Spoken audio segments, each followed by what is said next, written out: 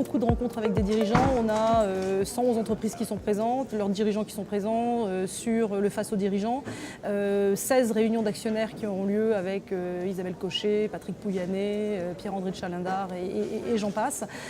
Donc ça, c'est une rencontre hyper privilégiée, à la fois pour les entreprises qui viennent prendre le pouls de ces investisseurs individuels. 25 000 investisseurs présents, c'est beaucoup et c'est rare. C'est unique en Europe. Et puis pour ces investisseurs de pouvoir venir à la rencontre de ces aventures entrepreneuriales. C'est important pour Interparfums pour plusieurs raisons. La première, c'est que c'est devenu un rendez-vous incontournable avec nos actionnaires qui chaque année viennent nous voir pour répondre, nous poser des questions, on répond, etc., etc. C'est un deuxième événement dans l'année après l'Assemblée Générale qui se tient en avril, généralement au pavillon Gabriel. Et c'est une façon de lier une relation directe avec nos actionnaires. J'attendais à une réunion dans une salle et c'était tellement rempli que je ne pouvais pas rentrer dans la salle. J'essaye de participer à un maximum de conférences pendant ces 1 jour et demi, on va dire, cette fois 2 jours quasiment. Et voilà, et je fais ça tous les 2 ans. Écoutez, c'est une très belle édition. Cette année, l'initiative d'avoir rassemblé sur un même lieu de façon très très rapprochée toutes les biotechnologies, sociétés de medtech et biotech françaises, ça permet à l'actionnaire particulier de mieux comprendre les technologies dans lesquelles il investit. L'actionnariat est aujourd'hui avant tout un public rajeuni. Donc ça, c'est le côté très positif du salon. On a des nouveaux investisseurs qui viennent dans le salon, qui posent des questions d'autant plus techniques. On ressent et on voit un goût prononcé pour les instruments financiers, les actions, obligations, ETF.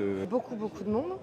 C'était vraiment surprenant, beaucoup hier, encore plus aujourd'hui. Un public vraiment diversifié, avec quand même quelques jeunes, mais plus dans l'esprit découverte, pédagogie.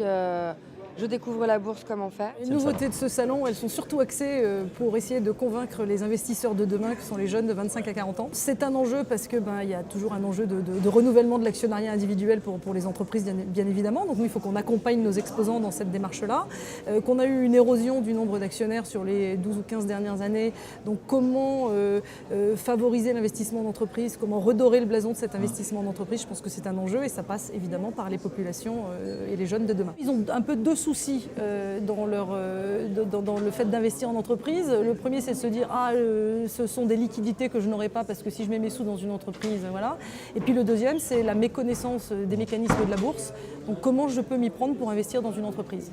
Donc Actionnariat est là pour essayer de répondre à ces questions, en tout cas à cette question de la méconnaissance. Si on leur donne les outils, si on leur donne les clés pour le faire, ils sont plutôt prêts à le faire. Et tant qu'à faire, ils sont plutôt prêts à le faire dans des entreprises qui ont du sens pour eux. Attirer une nouvelle population, peut-être pas des millennials, mais enfin des gens, des jeunes actifs et très au fait des actions, des mouvements, des actions dans lesquelles ils avaient investi.